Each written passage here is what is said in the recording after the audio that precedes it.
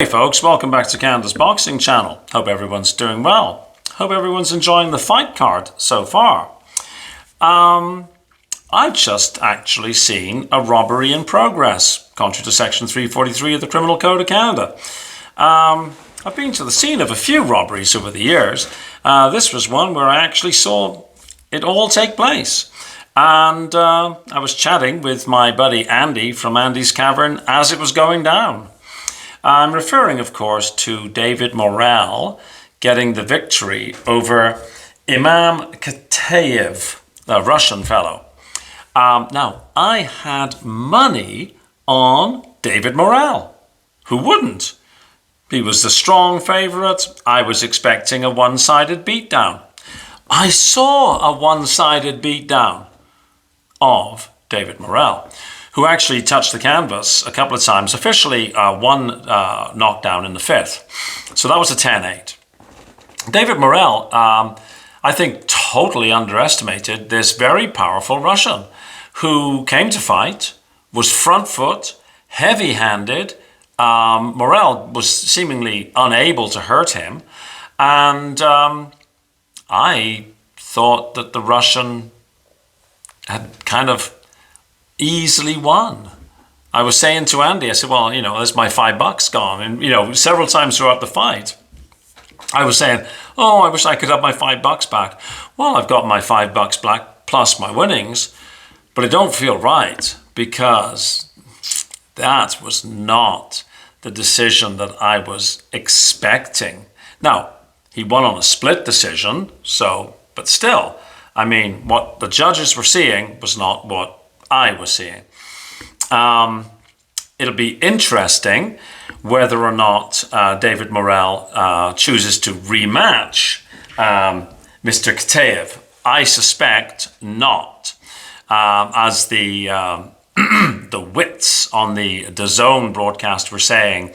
There's a greater chance that David Morrell would fight, one of them than fight this Russian chap again, who went in, unbeaten, 10-0. Morrell now moves to 12-1. He lost, of course, against David Benavidez. Truly speaking, I think he lost this fight as well. David Morrell was very flashy, a little bit showboaty, sticking his tongue out, smiling, at least early on, not quite so much smiling later on. I think he had the wrong game plan, to be perfectly honest. He's a machismo guy, right? And he came in, he wanted to fight. So this was a case of, not Tom and Jerry or Jerry and Jerry, but this was a case of Tom and Tom, I guess. It would have been better, in my opinion, if David Morrell had stuck and move, worked behind the jab, used a superior technique, superior footwork, and cruised to a points victory. But by choosing to fight this very strongly built, powerful Russian who seemed absolutely impervious to whatever Morrell was throwing, at least early on, towards the end, I think Morrell was inflicting damage, but the Russian wasn't going to go down. Robbery. I be interested to know what you think.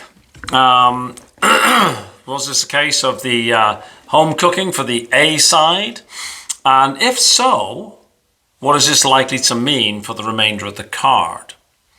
Because this, in my opinion, which is just one guy's opinion, though it was two guys because I was talking to Andy on the phone and he was seeing the same fight as I was seeing, and we came to the same conclusion.